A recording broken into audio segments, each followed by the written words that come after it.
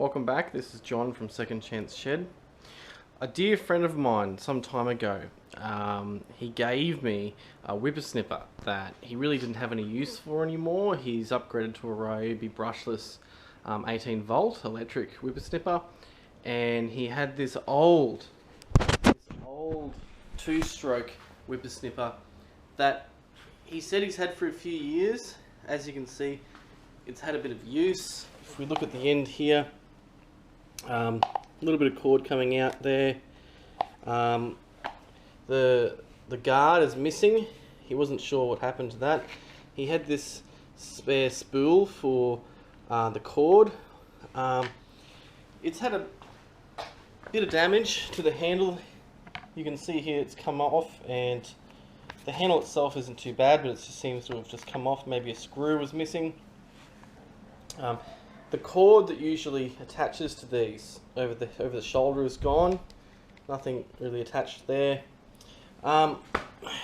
This pull cord handle has been snapped at some point.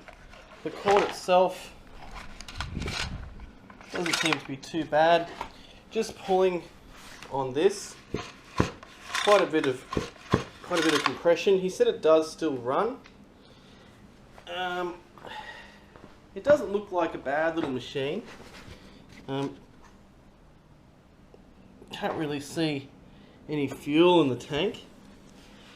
So he gave me this, and he said it works, but it hasn't run for a while. And I thought, why don't I go down to the buyback tip shop at Cairns and see if I can find something to use for parts. And that's what I did.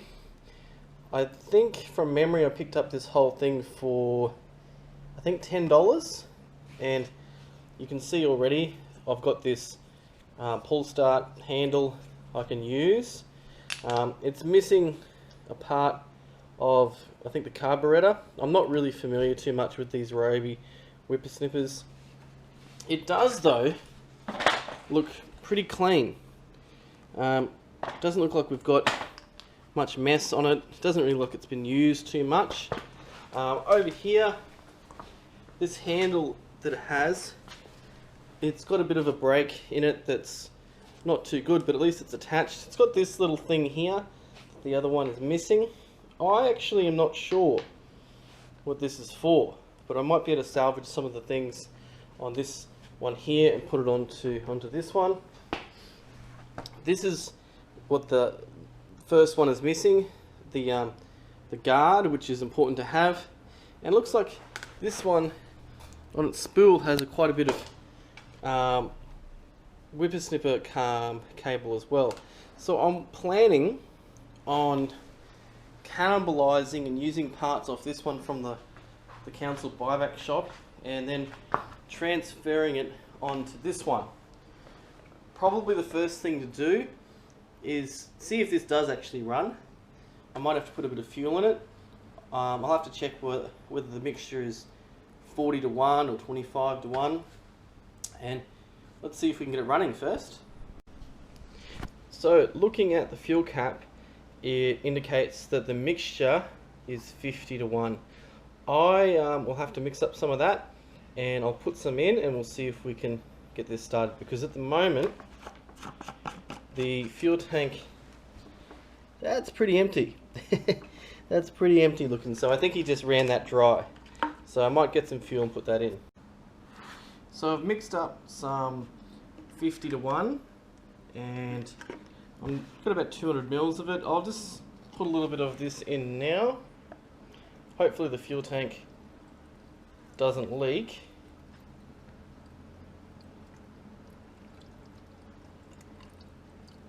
Like I was saying earlier, I don't know how long it's been since this thing has been running, so it might take a bit of mucking around. I haven't looked at anything else. I haven't looked at the spark plug, anything at all. So how about we put it to full choke? 1, 2, 3, 4. Hopefully that'll be enough to start it. 4 primes, and we'll see how she goes.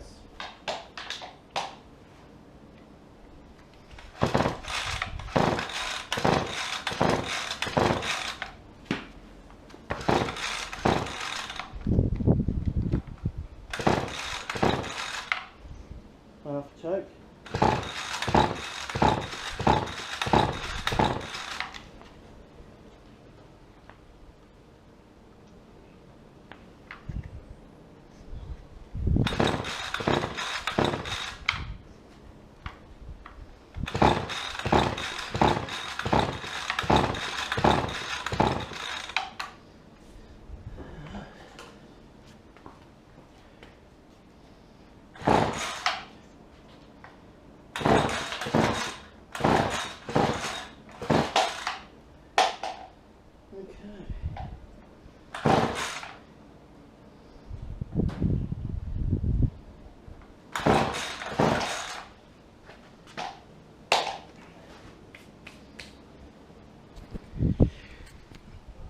So I've tried starting it a few times, both on a full and half choke, priming it again. I'm going to have to probably troubleshoot and see what's going on with this.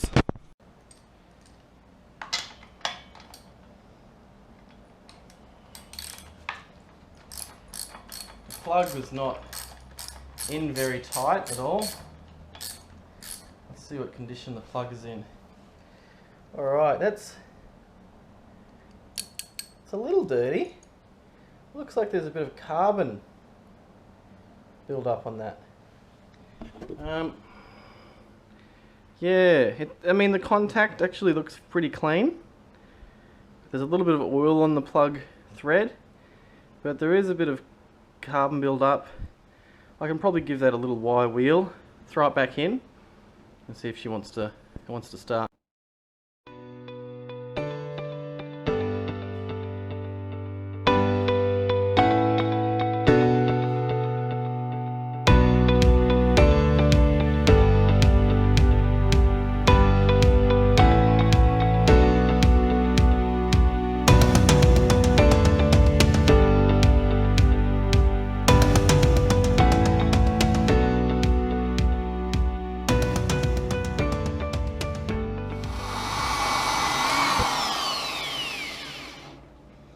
So that's taken a bit of the carbon off.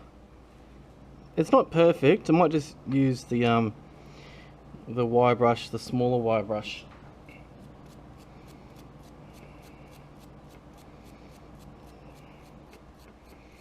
You'd be surprised, a lot of problems with just getting a mower or ripper snipper started do originate at a plug that's dirty or not gapped correctly.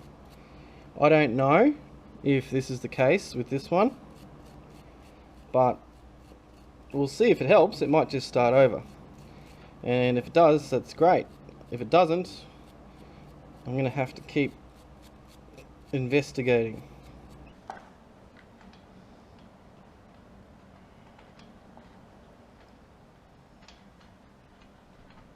This spark plug is not terribly easy to access because it's covered mostly by this shroud, and I like to finger tighten spark plugs first, just make sure they're threading correctly.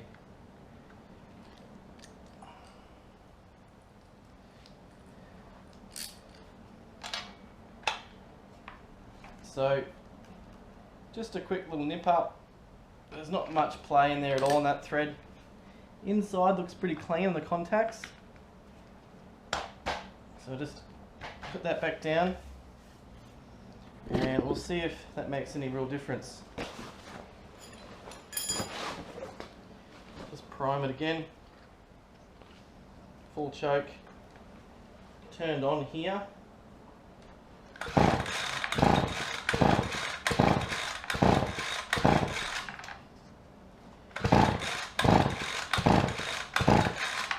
Alright, still nothing. Well, I'm going to have to dig a little deeper. So they always say that you should look at the instructions first.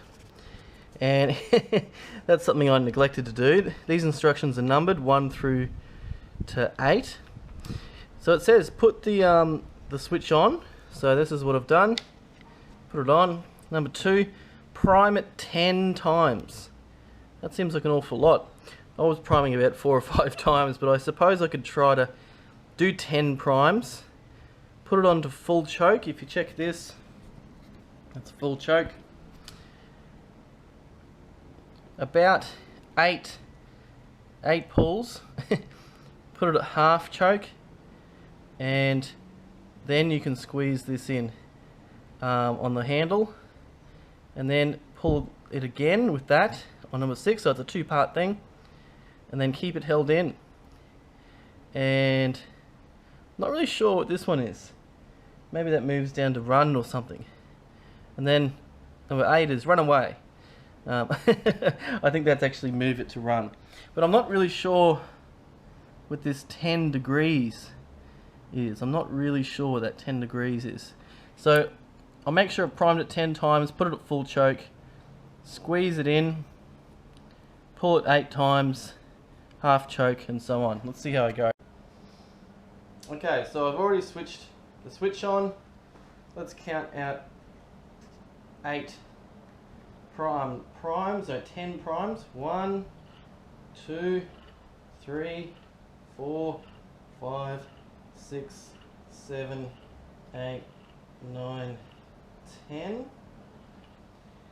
Alright, so it's going to apparently need 10, no, 8 pulls. Let's see how I go. 1, 2, 3.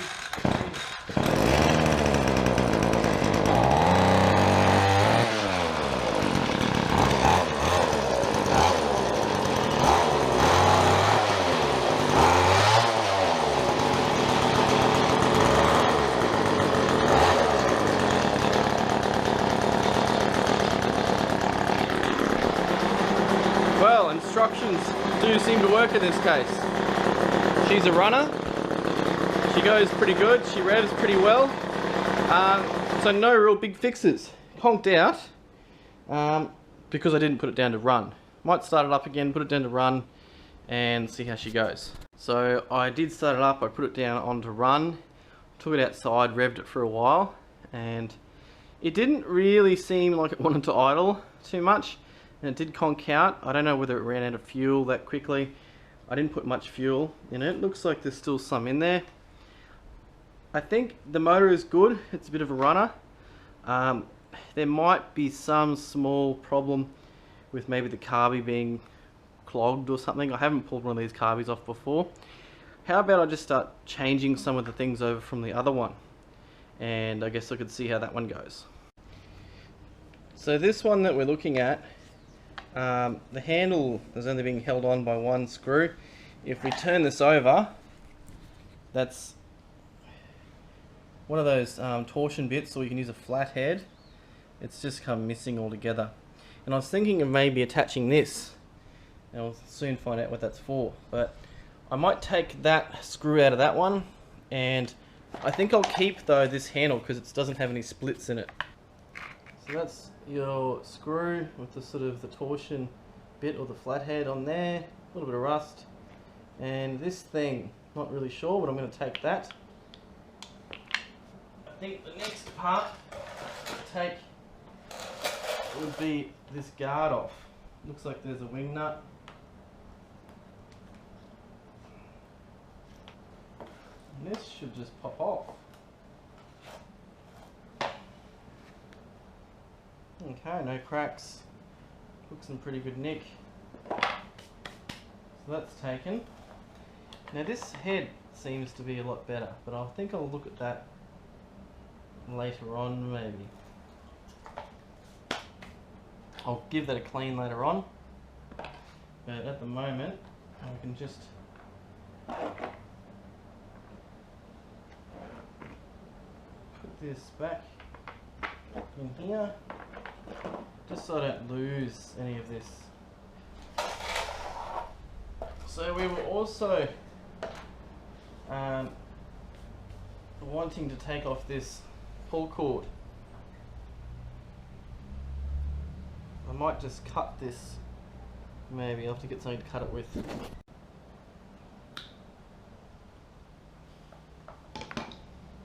And here we go, we've got a new pull starter handle. That's just been cut off. This one, it's not even retracting, I'm not sure what's wrong with that one. So let's see what we've got. We've got this little handle, this little screw, this guard, We've got this. Now I don't know if there's anything much else apart from this guard here. I think this is meant to fit over the top to protect the spark plug getting impacted. I'm not sure if this just... Oh yeah, there we go. So that's a different design. There we go. That's a different design to the one he has. That's interesting. Still very similar, but yeah. I might be able to take that spark plug out. Let's have a look at that spark plug. See if that's in any good condition.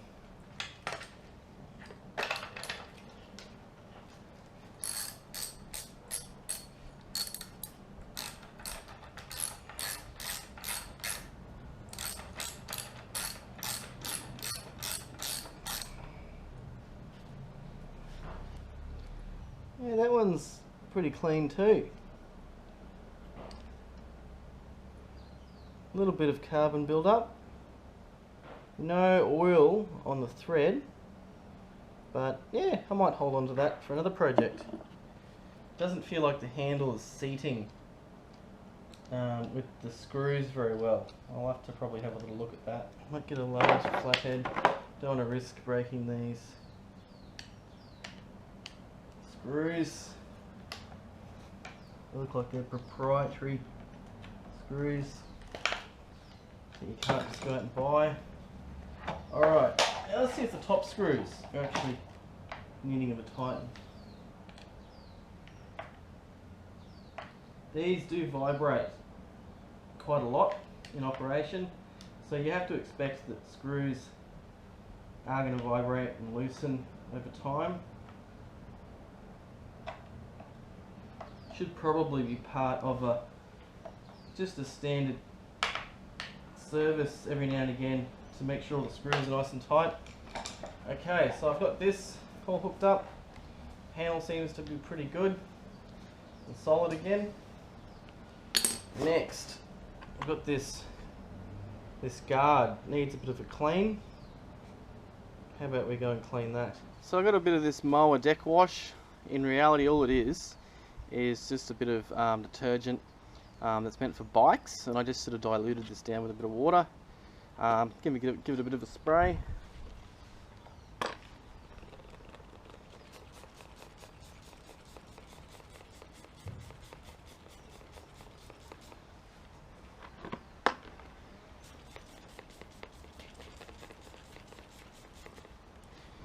And get it clean.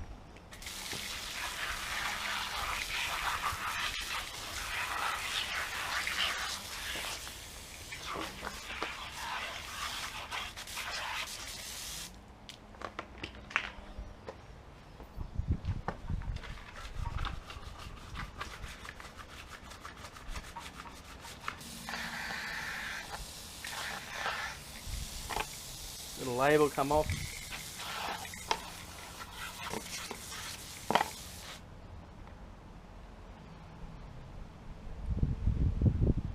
Okay, so it's pretty clean now, clean as it needs to be, and I might let that sit out in the sun and dry before I put that back on.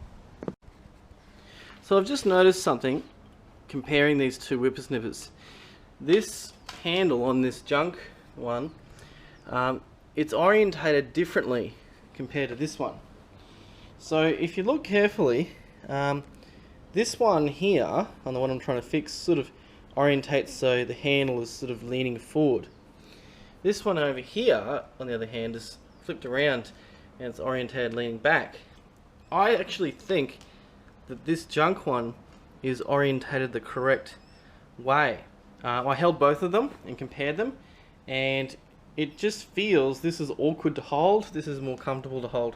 So what I might do is I'll take this off and see if I can flip it around, and it might make a bit more sense. Who knows?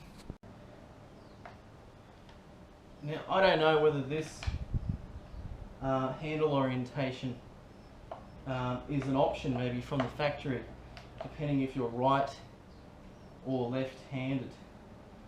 All I can say is that when I picked up the junk one, it did feel more comfortable to hold. So I'm right-handed, and I'm basically just going to assume that that's the right way if you're right-handed, and this might have been put on the wrong way.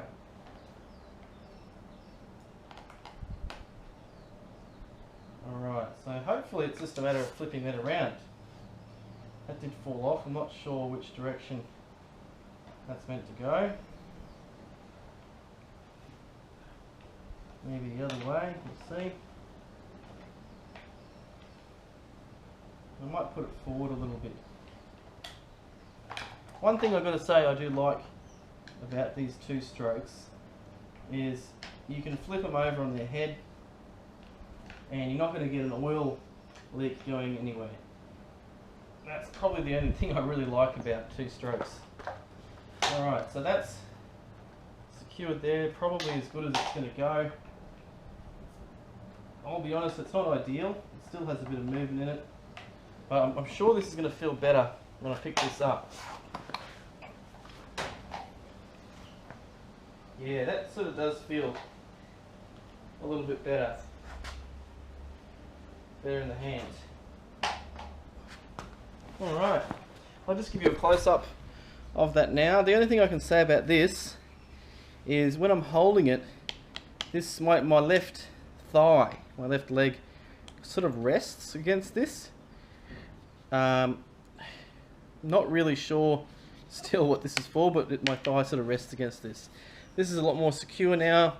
It's the nicer handle, and I suppose we could either go and see if the guard is dry so I can remount that, or I could put on this handle. I might do this first.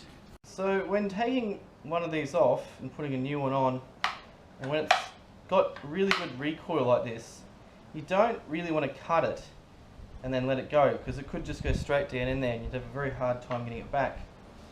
Now I've got a little pair of baby vice grips. My plan, we don't know whether this is going to work, is going to clamp the thread, clamp the cord. As you can see, it's not going anywhere, and I should be able to safely cut this off. I'm going to cut this off close to this knot.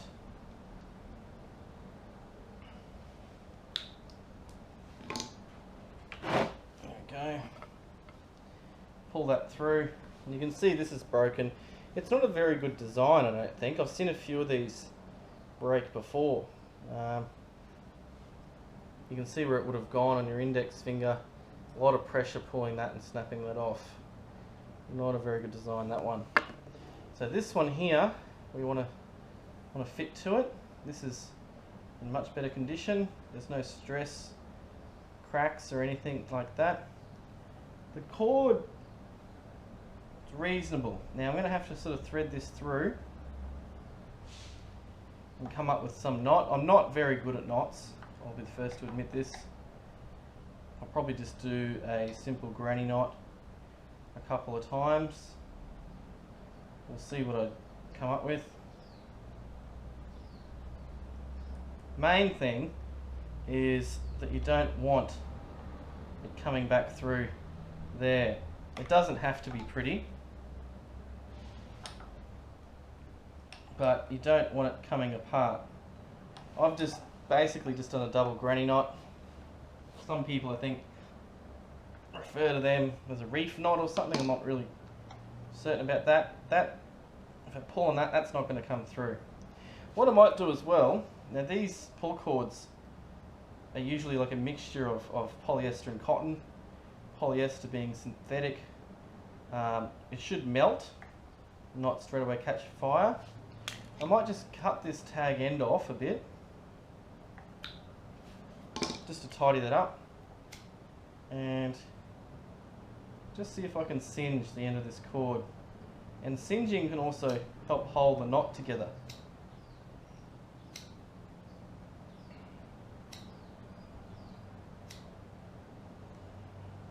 You don't really want to set this on fire. If it's smoking, you've probably done quite enough.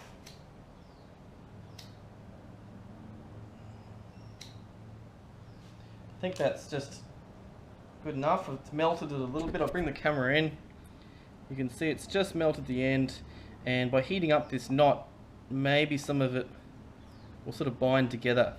But you don't want to go overboard either, because burning it can make it actually brittle, and you don't want that just to snap off the first time you pull it. So as we can see, it nests quite nicely in there. I don't think it's going to be pulled through, and if all goes to plan, when I take this off, it'll come back, and it's like a brand new one. Very nice. This part here, this is part of the original guard, and this is what snapped. Probably another design fault by Ryobi, using cheap plastics that are too brittle for the job. I might just give this a little spray and try to clean this up first. I've just got like a tiny bit of this multi-purpose cleaner. I'm not sure if anything's going to come out. There we go. Good chance to use some dregs.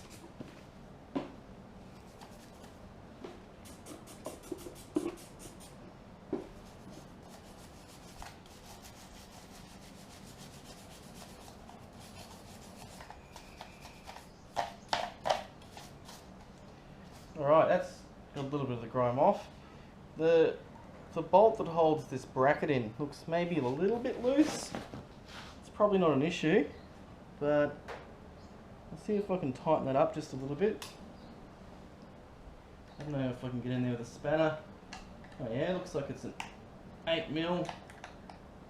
Let's give that a little bit of a tighten, it won't hurt.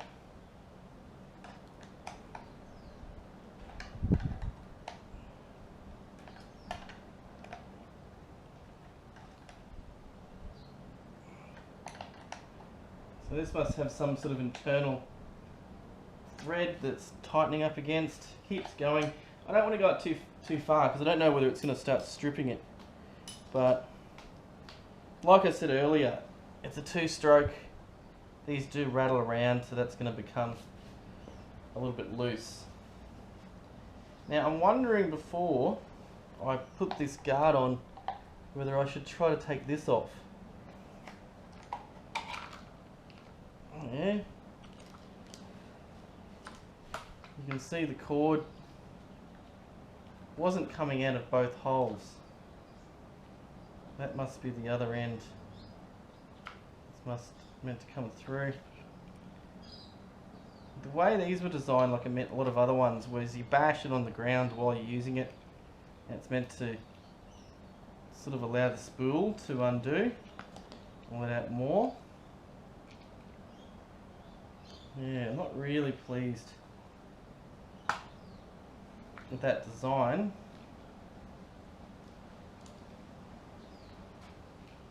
Now this one here almost looks like it's stuck. There's not much on there as it is anyway. Looks like when they put this on, they put it through the center, and then they just spin it in opposite directions.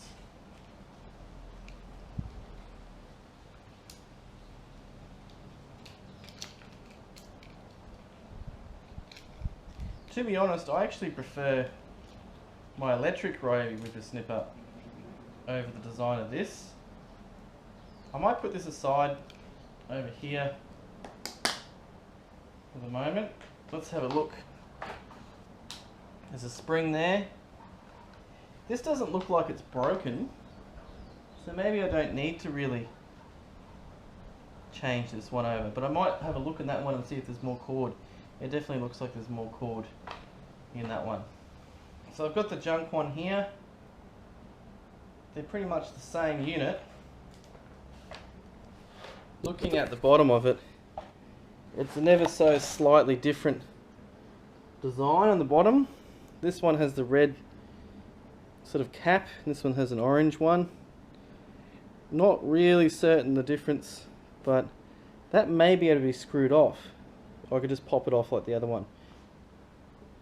Let's have a look. So I'll do the same thing as I did with the first one. I'll squeeze these little side tabs in, and the whole assembly should come out. Oh, there you go, like the other one. And I pull that through. Similar amount of cord. This cord looks like it might be in better condition. This design where you've got one half of the cord on the bottom and one half on the top, that seems to be what they're going for. I don't actually know whether this will fit into that machine. It should, you'd think so. So I'll just move that one down, put this one here.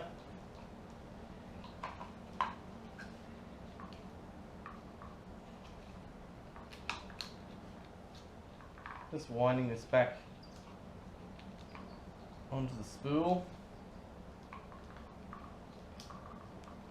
If you've had some experience with these, comment below.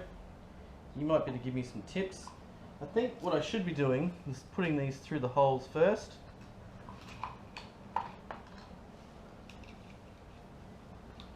And perhaps try to just, get it aligned before I try to re-put it together.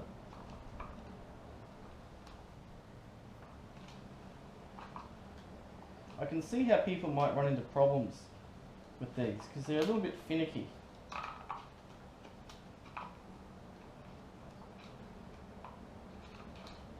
swear the people that work for Ryobi, they must have completely different people for whether you're doing electric or petrol, because the design of this spool is utterly different to the electric one.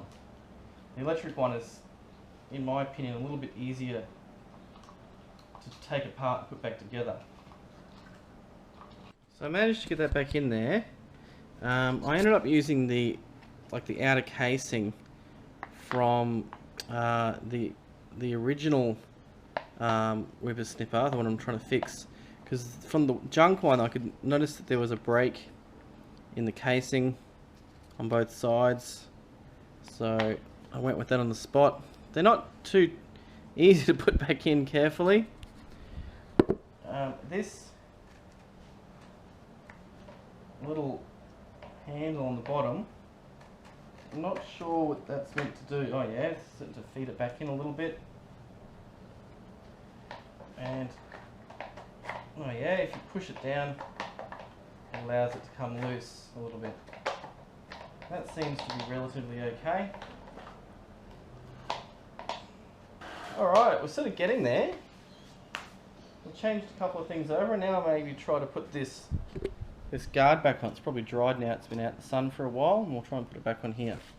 So I just pulled this out of the sun. It's not perfectly clean, but it doesn't really matter. It's going to get filthy the first time you use it. It's hot from being out in the sun, so I just want to put it on here. So I'll undo this wing nut again. Now on this one, the washer goes first, then the spring washer. So this should just pop over the top, as you can see. Put this bolt through, put the flat washer on, spring washer and wing nut. Probably want this fairly tight. It's going to get rattled loose at some point.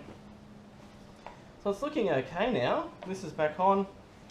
I didn't pull it out too far that it's going to hit anything. I'm tempted to just check everything else. This almost looks like it's telescopic, and you can, change the length of this. This is nice and tight.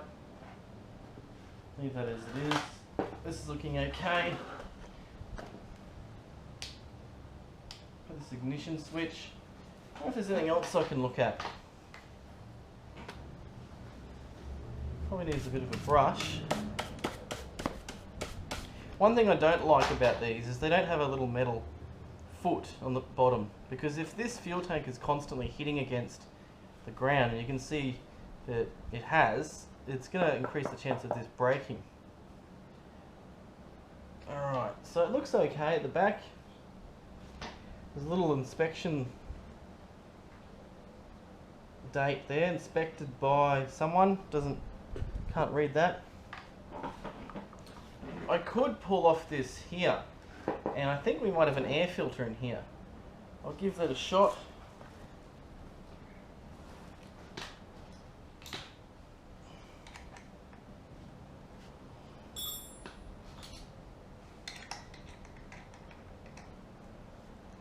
It's an odd one, 7mm. I hope I'm not making a bad mistake pulling this off. I don't want it to be spring loaded and end up losing a bunch of parts.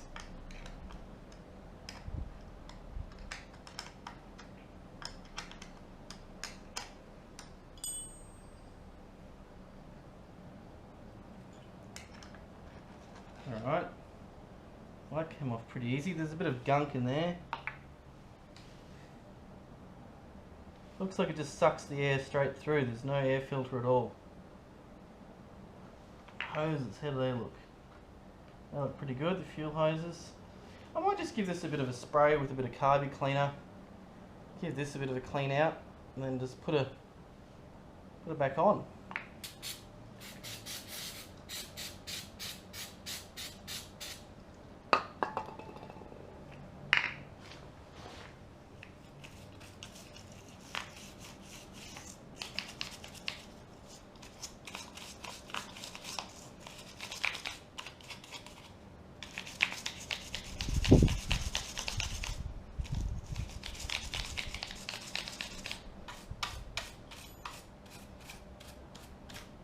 Now, in place of an air filter, there's a tiny, I don't know if you can see this, but there's a tiny little metal grill to stop any large particles going in there. I suppose they're trying to cut down on costs, and this covers it. But as we know, when we're working with a whippersnipper or a mower, there's always fine particles of dust that get suspended in the air and likely to get sucked straight in. Let's give that another little bit of a spray. I should have gloves on, but I sort of predicted this would just be a quick job.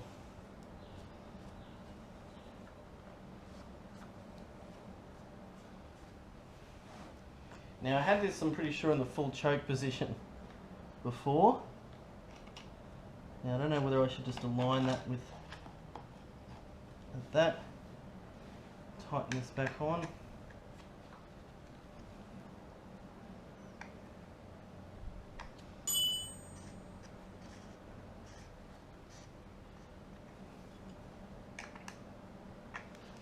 Alright.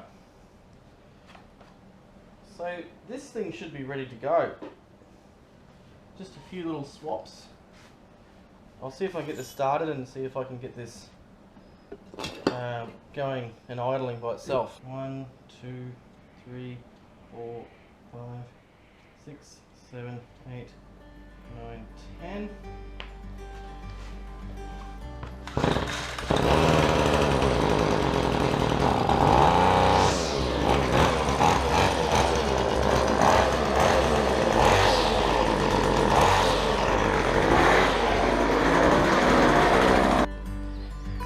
So the battery went dead. I started up the thing and she's an absolute pearler. Runs really well. Here's some evidence of this. So this is just out in the front curb. This was all thick grass. Whippersnipped the whole thing, about 30 seconds. Really good, really good. So the old one, I'm giving that away for free. Hopefully someone can get some more parts out of that, possibly the fuel tank. Fuel lines are pretty good. And there's probably a few little knickknacks off it they can get. If you liked this second chance video, give me a like or subscribe if you like. I'm trying to get the videos out there as much as I can, and yeah, I'm happy I was able to give the gifted whippersnipper a second chance. It's now sitting pride of place right on top of my old Honda HRU 194. Sitting here until I find a better spot for it or if I decide to sell it. See you next time.